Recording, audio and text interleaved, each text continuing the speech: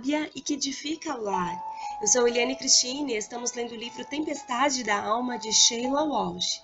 Esta leitura foi autorizada para a aquisição do livro Entre em Contato com a editora Thomas Nelson. Estamos dando continuidade à leitura do capítulo 7, Inclinada Beleza, da insegurança à confiança, áudio 32. Pai, eu oro pela amiga que me ouve, que ela seja convencida de que é totalmente adequada para o propósito que o Senhor tem para a vida dela. Que ela se permita ser moldada para cumprir esse propósito. Eu oro em nome de Jesus. Amém. Feridas antigas reabertas. Como podemos ser duras com nós mesmas? Alguns punhais verbais que perfuram nossos corações vêm de feridas muito antigas. Quando não são tratadas, essas feridas continuam a nos machucar, uma vez que podem ser facilmente reabertas pelos outros. Recentemente, durante um voo de volta para casa, após uma palestra, eu quase me descontrolei emocionalmente com uma mãe que estava sentada do outro lado do corredor. Seu filho deveria ter uns 5 anos. Ela chamou o menino de burro 5 vezes. Aquilo doeu em mim. A certa altura, coloquei minha mão sobre o braço e perguntei se havia alguma coisa que eu pudesse fazer para ajudá-la. Ela, porém, voltou sua fúria na minha direção, com um olhar frio como metal. Ela me calou. Meu coração doía por aquele garotinho e honestamente também pela mulher. O que teria acontecido a ela? A tempestade que se enfurecia dentro dela era mortal. Eu somente podia imaginar o dano que ela já infligira naquele pequeno coração. Estava ela apenas explodindo com o menino com a mesma raiva que a ferira quando ainda era criança? Como aquele menino estaria se sentindo por dentro, desprezível, não amado, profundamente envergonhado? Orei por ele. Fiquei com o que se parecia seu futuro, a parte da graça e misericórdia de Deus e de uma boa orientação. As palavras produzem cortes profundos e nenhuma fere mais profundamente do que aquela dita pelos pais. Tenho conversado com homens feitos, abençoados, com carreiras bem-sucedidas, que continuam ouvindo frases que ecoam em suas mentes há décadas. Você é tão burro, você é tão desajeitado, você nunca vai ser nada na vida. Uma amiga alcançou grande sucesso como conferencista e professora. Ela é amada por todos os seus alunos.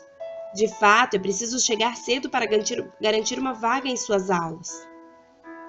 Todos a consideram uma mulher forte, de classe e elegante. Ao longo de sua vida, porém, ela carrega o peso terrível das palavras que ouvira do seu pai quando ainda era criança. Você não é bonita, mas é talentosa. Como aquilo faz uma mulher se sentir?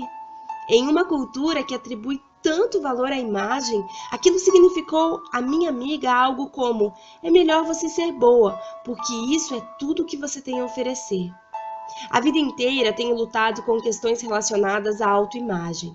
Tive meu primeiro namorado de verdade aos 16 anos. Fiquei animada por alguém tão popular como ele ter escolhido alguém como eu, mas a ideia que ele tinha sobre o que era uma namorada revelou-se muito diferente da minha. Na festa de aniversário de um dos nossos colegas de classe, ele tentou desabotoar a minha blusa. Eu o afastei horrorizada, e ele me largou naquela noite, como se eu fosse um lixo. No dia seguinte, espalharam por toda a escola que, nas palavras dele, eu era uma freirinha frígida. Senti-me humilhada. Parecia que aonde quer que eu fosse as pessoas estavam falando de mim. Há muito tempo, a Escócia deixou de ser uma nação temente a Deus. De fato, menos de 2% de nossa população ainda frequenta a igreja. Até mesmo antes disso, eu era a única da escola secundária que assumia publicamente a minha relação com Cristo. Eu sabia que muitas das minhas colegas de classe consideravam engraçado o fato de eu amar Jesus. Mas o incidente ocorrido na festa foi o voto decisivo para minha ida ao paredão.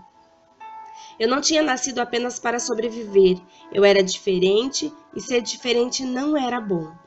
Não fiquei tão aborrecida com aquele fora só porque eu me recusei a atender às necessidades hormonais enfurecidas dele. Como seguidora de Cristo, meu comportamento era importante para mim. A ferida se abriu por causa do olhar dos olhos dele e nos olhos de tantos outros. Todos eles me enviavam a seguinte mensagem silenciosa: você não faz parte disso e nunca fará. Onde está a sua insegurança? Passe algum tempo refletindo sobre sua vida. Você já passou por momentos como esse que acabei de descrever? A infância oferece inúmeras oportunidades para nos ferirmos profundamente.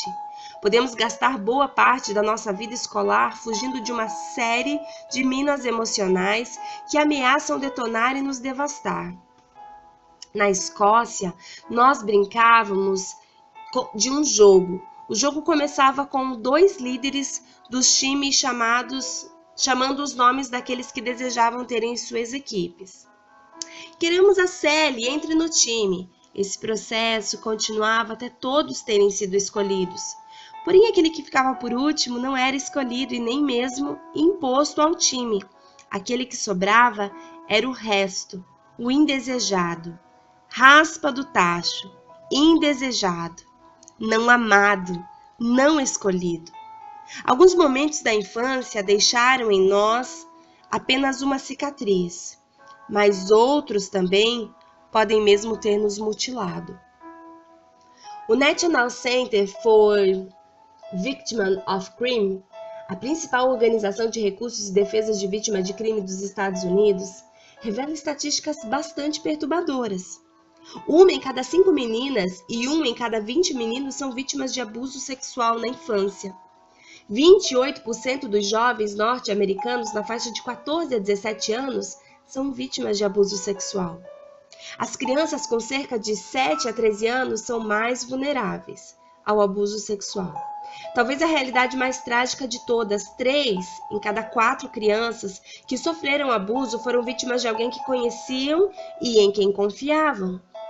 As crianças que sofrem abuso sexual são 13 vezes mais propensas a sofrerem estupro ou tentativa de estupro durante o primeiro ano da faculdade.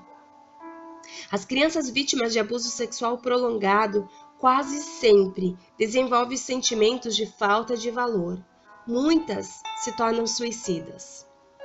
É de admirar que nossa nação tenha problemas. Vivemos na beira de um vulcão e podemos sentir seu estrondo logo abaixo da superfície. Certa vez escrevi em meu diário sobre esta imagem perturbadora. Na beirada de um vulcão vivo há muitos anos. Agora parece que o estrondo distante está mais alto em meus ouvidos. Tentei fugir dos fragmentos do meu passado, mas seus estilhaços me feriram como cacos de vidro. Tentei empurrar os pensamentos perturbadores para fora do alcance humano. Tentei queimar minhas pontes, mas queimei apenas a minha mão. Empurrar coisas para debaixo do tapete na esperança de que fossem embora. Mas sei que qualquer dia perderei meu equilíbrio. Não importa o quão unidas pareçamos e nem o quão ricos e famosos nos tornemos. O estrondo distante chega a cada uma de nós. As vozes mais altas às vezes disfarçam os espíritos mais destroçados. Os indivíduos mais raivosos às vezes são os mais amedrontados. Aqueles que são quietos demais, por vezes, têm muito a dizer, mas permanecem em silêncio porque ainda escutam as vozes de seus pais e professores gritando para que se calem. Eu gostaria que fosse diferente na igreja, só que muito frequentemente não é. Em janeiro de 2013, a escritora e professora Lisa e eu apresentamos um webcast ao vivo intitulado Silenciando o seu diálogo interior negativo. Eu não tinha muita certeza sobre o que era um webcast, então Lisa pacientemente explicou que nós nos sentaríamos no palco de uma igreja na Carolina do Norte, que era a sede do ministério dela. Nós pregaríamos em frente a uma câmera e mulheres de todo o país poderiam se inscrever pela internet e nos assistir em transmissão ao vivo, pelo Facebook e pelo Twitter. Elas também poderiam fazer perguntas para nós respondermos enquanto estivéssemos no ar. E isso tudo de graça, apenas tendo de se inscrever antes do horário de transmissão para terem acesso. Essa inscrição também nos daria uma noção de quantas pessoas iriam nos assistir.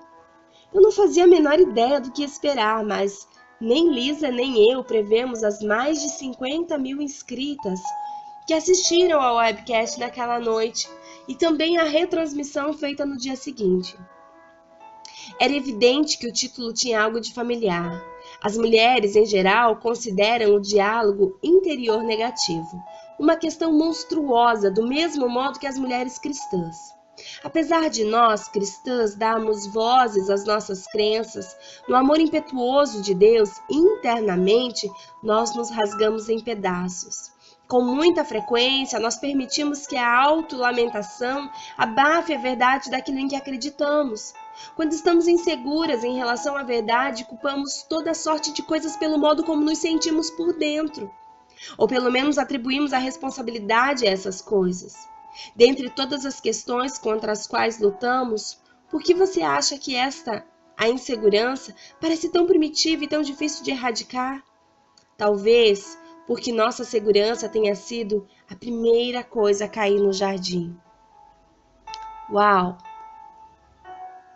Deus, que neste dia nós possamos ser sinceras com o Senhor.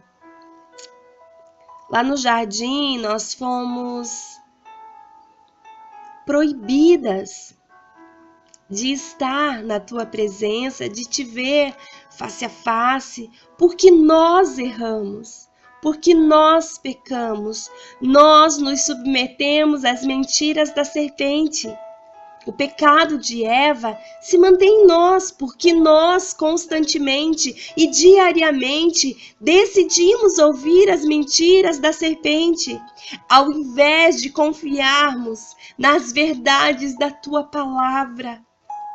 Pai, em nome de Jesus, eu oro para que vidas sejam alcançadas pelo poder do teu Espírito e pelo teu sacrifício na cruz, e que neste dia vidas decidam abandonar as mentiras de Satanás, abandonar tudo aquilo que a sua mente tem aprisionado. Meu Deus, em nome de Jesus, a nossa mente é uma grande batalha e nós precisamos decidir em quem nós vamos confiar. Se no Deus deste século, que o tempo todo traz investidas contra a nossa vida, contra a nossa alma, contra a nossa feminilidade, contra o propósito de ser mulher, contra o propósito de servir, ou se nós vamos ouvir a voz do Senhor. Pai, em nome de Jesus, que possamos decidir e escolher a melhor parte, assim como Maria o fez, em te adorar, em te buscar, em desejar te conhecer, para que os nossos corações, dia após dia, sejam moldados na tua presença, para que as escamas dos nossos olhos possam cair e que nós possamos crer, independentemente das circunstâncias que estamos vivendo ou que nos cercam. Não importa o diagnóstico que recebemos, não importa o decreto que recebemos, não importa a notícia que nos chegou, não importa qual é a calamidade que tem nos cercado, nós cremos em um Deus que é todo-poderoso e que tem o governo das nossas vidas em suas mãos. Pai, cada mulher que ouve esse áudio possa, neste momento, dedicar a sua vida a ti, de modo intenso e integral. Que possa então ela confiar no Senhor verdadeiramente e resolutamente decidir não tirar o pé do centro da tua vontade, da tua presença, do teu chamado e daquilo que o Senhor a designou para ser. Mulher segundo o coração de Deus. Que ela possa confiar no Deus que ordena a tempestade e que a tempestade cessa. Amiga, um grande beijo e até o nosso próximo áudio.